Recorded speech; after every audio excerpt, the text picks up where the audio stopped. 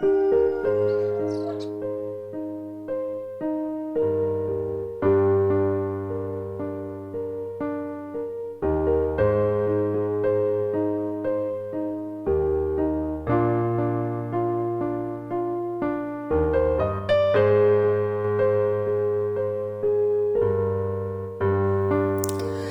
be like Jesus, good works continue on the Sabbath. And therefore did the Jews persecute Jesus and sought to slay him, because he had done these things on the Sabbath day. But Jesus answered them, My Father worketh hitherto, and I work. John 5, verse 16 and 17. At Jerusalem, where the Savior now was, many of the learned rabbis lived. Here, their false ideas about the Sabbath were taught to the people. Great numbers came to worship at the temple, and thus the rabbis' teaching was spread far and wide. Christ wished to correct these errors. This was why he healed the man on the Sabbath day and told him to carry his bed. He knew that this act would attract the attention of the rabbis and thus would give him an opportunity to instruct them. So it proved.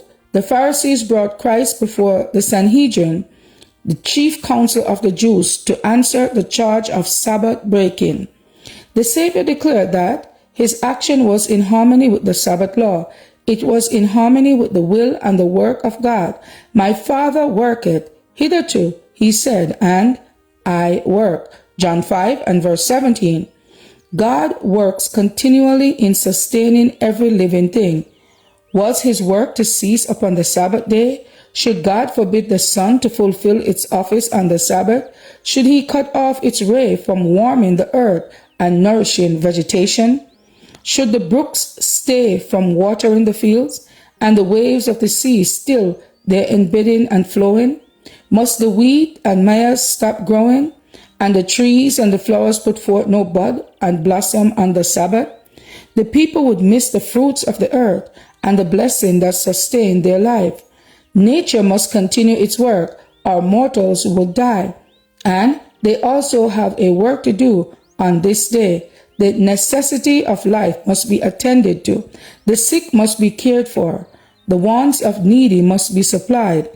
God does not desire his creatures to suffer an hour's pain that may be relieved on the Sabbath or any other day.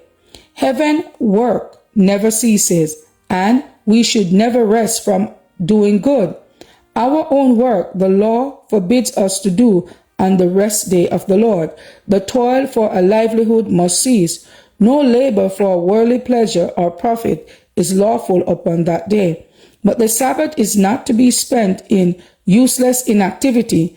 As God ceased from his labor of creating and resting upon the Sabbath, so we are to rest. He bids us lay aside our daily occupation and devote those sacred hours to healthful rest, to worship, and to holy deeds. To be like Jesus. May 27th. As for me and my house, we will serve the Lord. Thank you all for listening, and please join us once again tomorrow for your daily devotional reading. God bless.